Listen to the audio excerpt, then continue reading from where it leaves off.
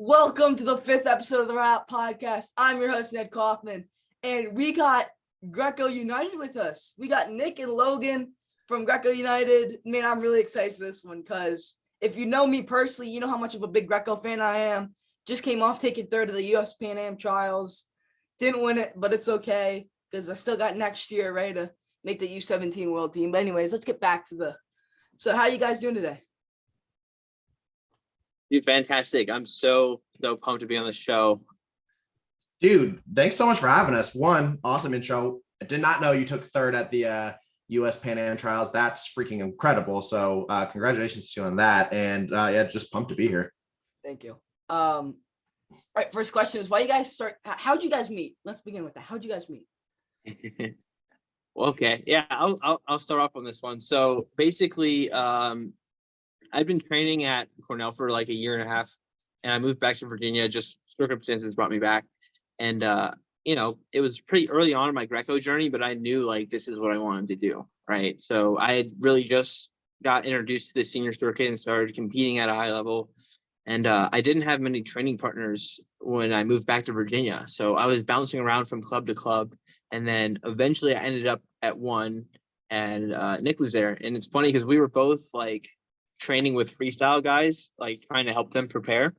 And then it just kind of came out. I was like, yeah, no, I'm strictly just here for Greco. And then we kind of just gravitated toward each other and then started doing our own workouts at a different facility, like early in the morning, like rise and grind. And I hadn't really met someone that was just on such the same wavelength when it came to Greco and really business. So I was just like, one day I was like, hey, I think we should go into business together. And it was like, it felt like I was asking someone out. It was like that serious, but like, one thing led to the next, and here we are. Yeah. Oh my God. I remember. Yeah. So we were training at this club in Fairfax, Virginia.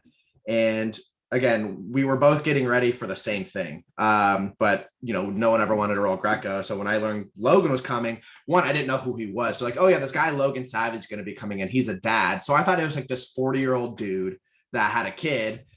Turns out it's this 23 or 24-year-old guy who's his dad. But I was like, wait, are you Logan Savvy? I was like, you look nothing as I had imagined. So I thought he was going to be this like overweight balding dude who's getting ready for like the Masters or Veterans division. But turns out he was like just some fresh out of college, ready to kill people guy. So I was like, all right, awesome. So yeah, so we just started training together, and literally everything we had was in common. So we're just like, what if we did this? Like stepbrothers, like, do you want to do karate in the garage together? And we're like, oh hell yeah.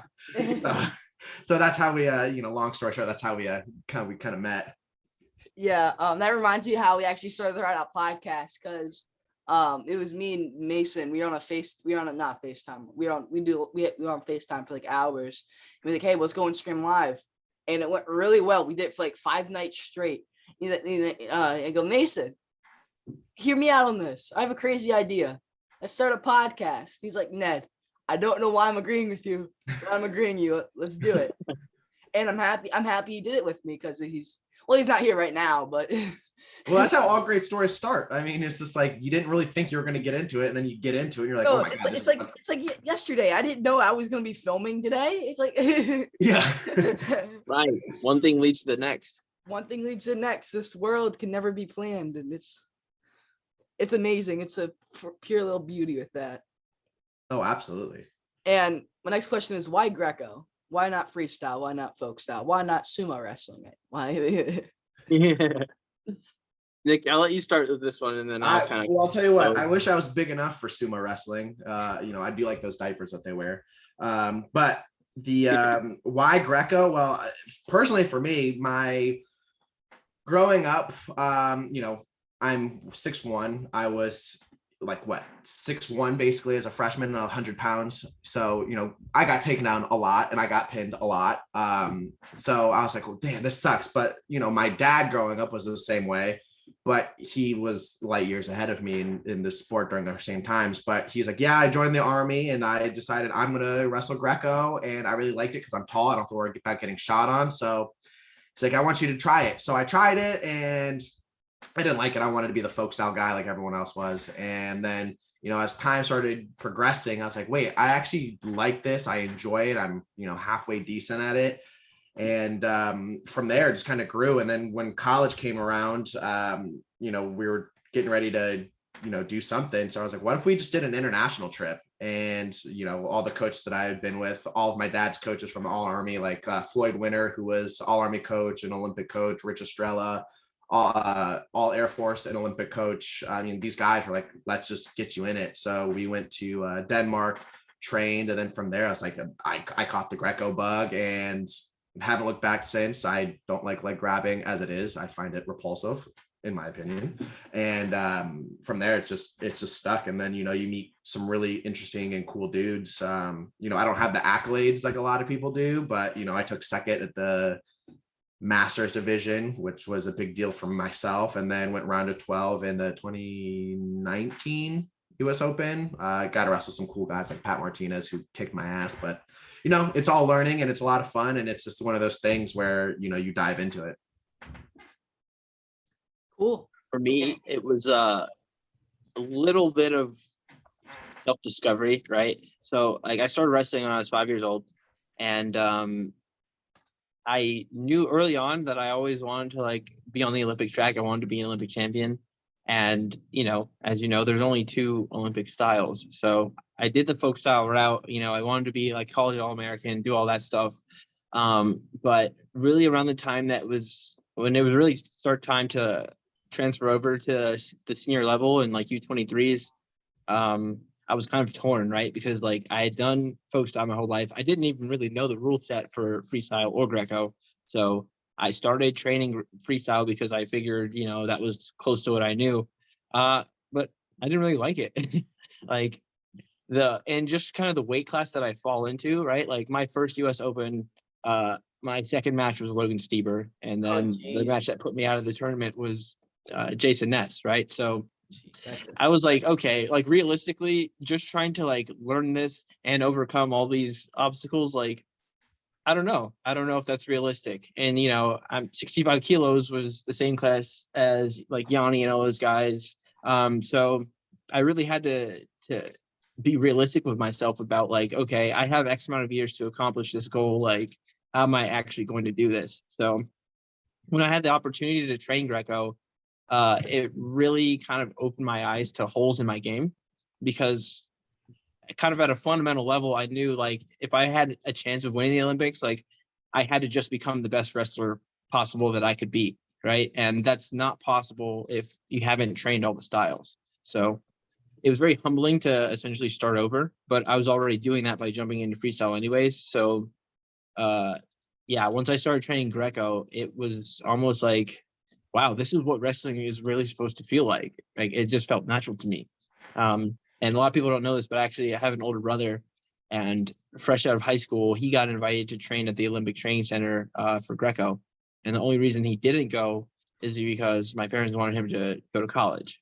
So Greco was like, as far as my family's concerned, like we do that. It's genetic, it sounds like. Yeah, it's genetic, right? So somebody had to, we always have this like running joke of like the torch, right? Somebody's carrying the Olympic torch in our family. And I kind of had to like rip that out of my brother's hands and run with it. So that's why I chose Greco. I'm glad I did. I'm on the right path now, and I would never look back. What about you, Ned? Why did you get into Greco? I got into Greco 2 years ago, or last year, whatever. This is my second year doing it. I got into it because I was just there. It was just a tournament I did, and I really liked it. I remember I messaged one of you guys on Instagram. It's like, can I submit my first Greco matches as a thing to be on there? Because I knew about you guys. I really liked watching your Instagram stuff, and I've seen all the highlights. I've seen all the big throws in Greco. So I tried it. Yeah, I wrestled this kid from Connecticut. I wrestled in folk style. I teched him, and he actually leg fouled me. I hit an arm throw, which is the last time I remember hitting an arm throw. But then I got in contact with Law, Linkster Alliance Wrestling, and Sean Lees. He's one of the best in the country for Greco. He's helped me a lot with it. Like from the beginning of the year where I was to where I am now with Greco, he's helped me a lot. I just came off winning my second, whatever it is, state the PA USA Wrestling State Championship, whatever, for Greco. But it's just something that I like it a lot more than freestyle. So much. I didn't even wrestle freestyle at Fargo. I just wrestled Greco at Fargo. I love that. I love that. Let's go. We need more people like you. People were saying, "Oh, you didn't qualify in freestyle?" No, I took 4th at Northeast Regionals. No, I qualified. I just didn't want to do it.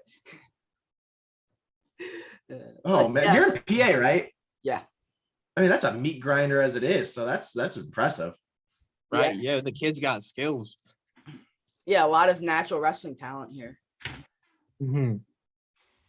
Yeah, I mean, we need people that are going to put on for Greco, right? Like, it's just kind of uncommon for, I mean, people more my age really to like want to make that decision. But I feel like your generation coming up, it's becoming less taboo to like want to be good at Greco, right? Like, you want to put somebody on the highlight reel. You want your reel to go viral of you like freaking doming some kid. So, you know, you guys definitely have a shot of like making Greco what it should be in our country, and I'm like really excited about that.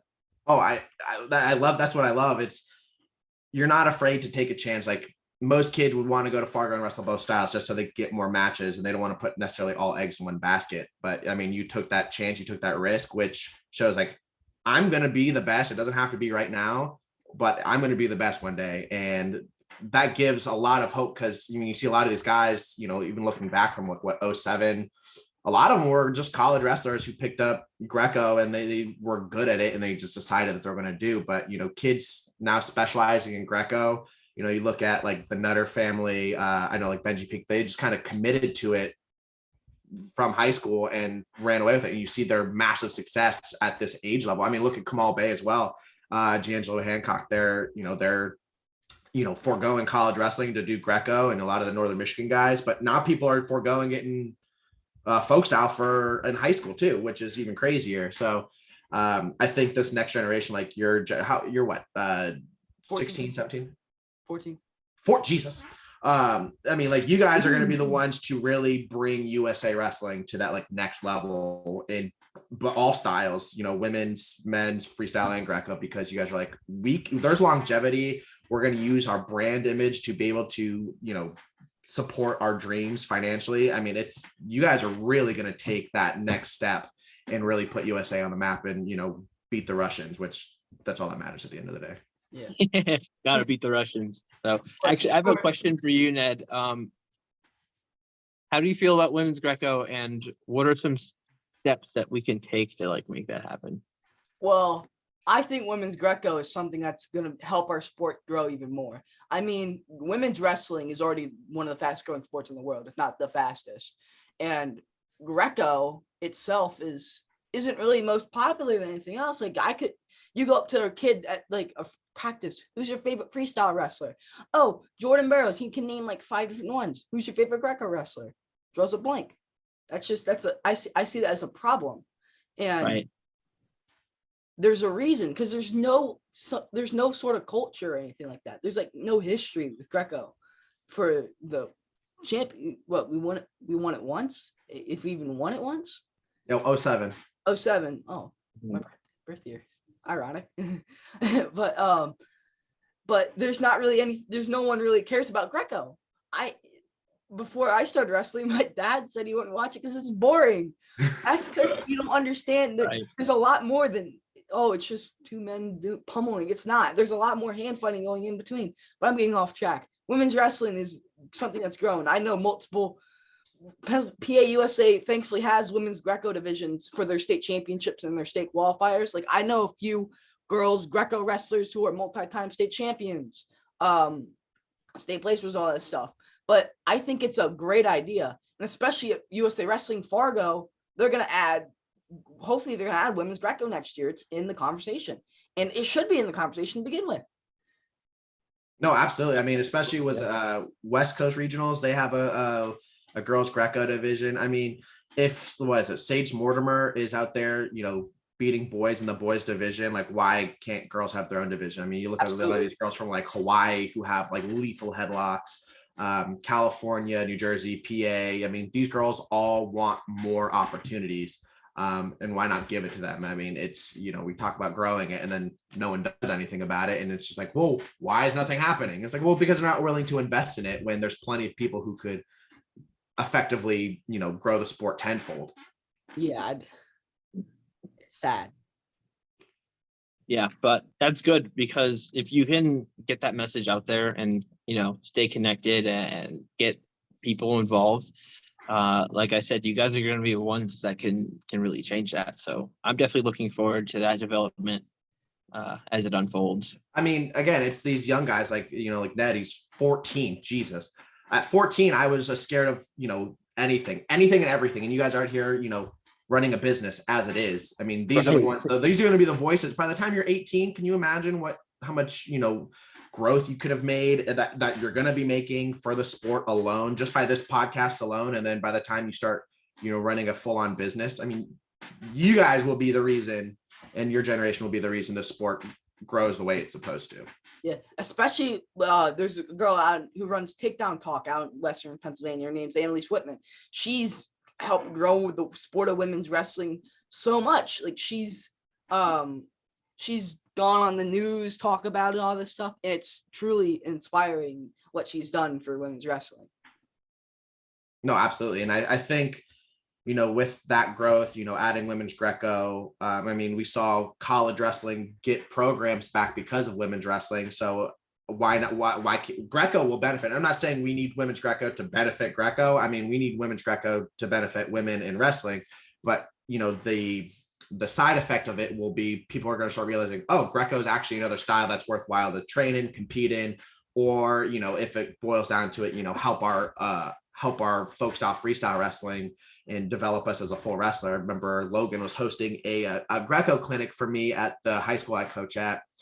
And he was like, you're an incomplete wrestler if you don't wrestle Greco. I was like, I don't care if you're going to wrestle folk style freestyle full time, but you're incomplete if you don't have Greco, because there's so many things and nuances that you need to know to understand. Because, I mean, was it at the NCAA tournament this past year? How many people got thrown, or even at the US Open in a body lock position that they didn't understand? I mean, like you need those situations. And I mean, it may not be all the time, but having that sort of that protection or that knowledge to help you get past an uncomfortable situation will only benefit you. It's not going to happen every time in every match, but you have it, in your repertoire, and you're safe. Yeah. And like that being said, I can name at least 10, 15 matches where I've wrestled Greco and folk style and I've won the match because of that, just because of the upper body. And I know I'm gonna say this, and I know it's not allowed in Greco, and because of the inside trips and stuff. And I'm saying that before any of you in the comments go on, oh, that's a leg foul, man. Offensive leg foul. Offensive leg foul. It's like, yeah, I know it's folk style. It's okay. I know what I'm doing. No, but the key is that they don't know what they're doing, right? Exactly. You put them in those uncomfortable situations, and then it gets real. It's like, okay, somebody's going to their back, and it's not me. No. Yeah. Next question. Why the name Greco United? Why did you guys come up with that name? Well, before I let Logan jump into the history, because it's his name, he came up with it. I wanted to do a Greco library, which like everyone's doing or everyone does, of just like moves. And I was like, let's be Greco University. And I thought that was going to be like an all-encompassing thing. And then and then I'll let Logan tell the story, but it was for the best that he didn't listen to me.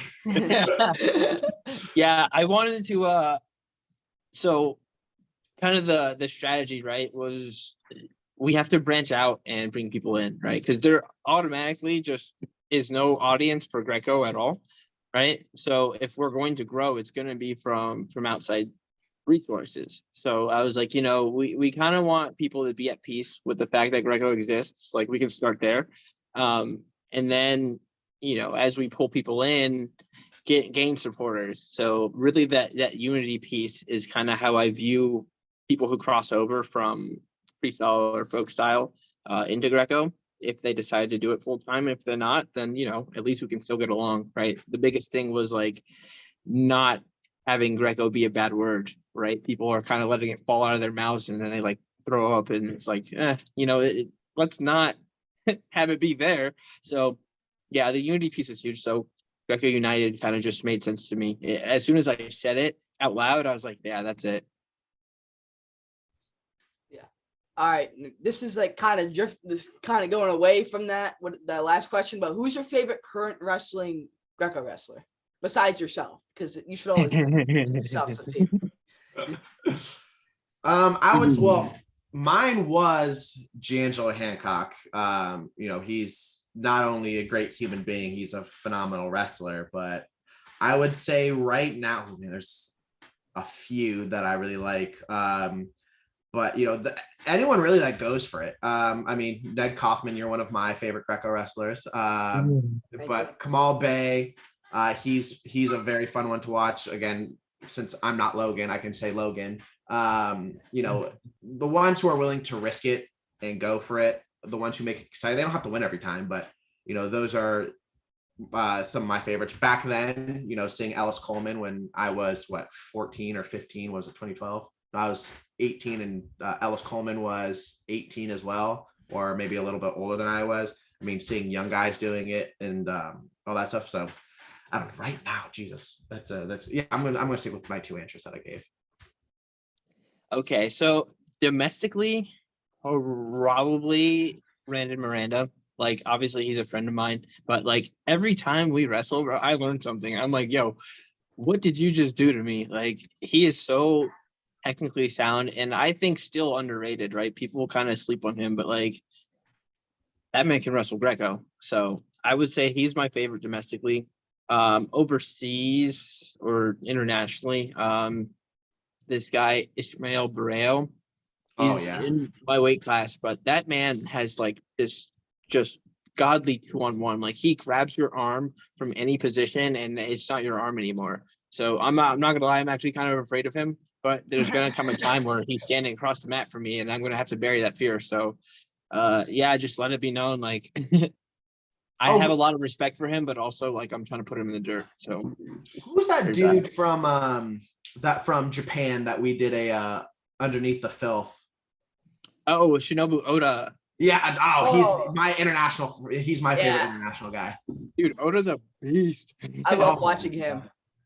I remember after that Underneath the Filth, didn't he give you a follow? Yeah, he followed me. I was like fangirling hard. Yeah. He won the world championships in 2019, correct? Yeah, I watched that match.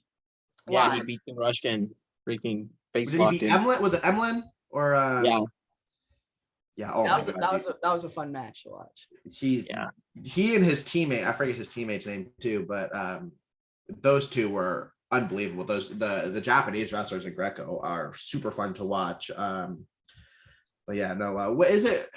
Did they ever figure out the whereabouts of Ismael Barrero? No, bro, he's still MIA. Oof. I know. Those Cubans they don't stick around and then they pop up in places. So I'm sure we'll find him soon. Hopefully, yeah. And when we do, I'll be ready. Wanted to add Alan Vera. Alan Vera is one of my favorites. Dude, he's one of the just best human beings I've ever come across. Like, he makes me proud to be part of NIAC. I'm like, it's people like this that you wanted to surround yourself with. But yeah, dude, he's a great guy, great wrestler. Alan Bear is great. Personally, I'd say my favorite right now is Benji Peak, who's currently Benji Peak or Kamal Bey. I've been studying Benji a lot the past couple weeks or so, and it's just I'm kind of seeing my style kind of go with his more. And the lift he does from parterre, I've been working that a lot recently, and it's been feeling really good. So I'd say right now wrestling Benji Peak, but I'm excited to see what he does in the future, especially at the World Championships this year. Yeah, dude, Benji wins matches, right? Like at a fundamental level, Benji wins matches. So he's a great pickup for Team USA. No, he's must see TV. I mean, as Jordan Burroughs put it, he's must see. Like, he's exciting, he's exhilarating. He goes for it too, which makes it fun. Like, his match with PJ Ogasanya was unbelievable. It was a very exciting match. So that's what makes Greco fun and enjoyable. It's not just the boring hand fighting that you see sometimes in the world level matches. All right. And final question, what are your goals for both of you? What are your goals between wrestling and Greco United for the next upcoming, let's say, 4 years? Well, I mean, mine are pretty much out there, right? I want to become Olympic champion. Like, I plan on competing through 2028, right? So I know we said 4 years, but like that's 4 years to me. So yeah, I'm gonna keep working hard. There's definitely an experience gap between me and my opponent. So even to come as far as like becoming an All-American in the first 4 years, um, it was a lot of playing catch up. So I understand that I still am playing catch up, but I don't necessarily feel like that's consuming me, right? So closing this gap, it's a shorter list of guys that I need to pick off, but closing the gap and getting international experience and as much exposure as possible so that when the time comes, I'm legitimately able to give it my best shot. So personal goals, Olympic champion, world champion, right? That's not going to change. For Greco United, establishing a culture here domestically, right? Getting people aware that like, hey, Greco is actually the most popular style around the world, and we are belligerently ignorant about that fact. And it's only going to make us better as a country. So, yeah, creating a culture. I would like to be part of the reason why women's Greco gets established. Like, that's important. We actually lost a really, really good wrestler up in New York. Because like Greco's not offered for women and that's all she wants to do, right? So there's a lot that needs to be done. And yeah, I'm going to continue to do my part to make sure that happens.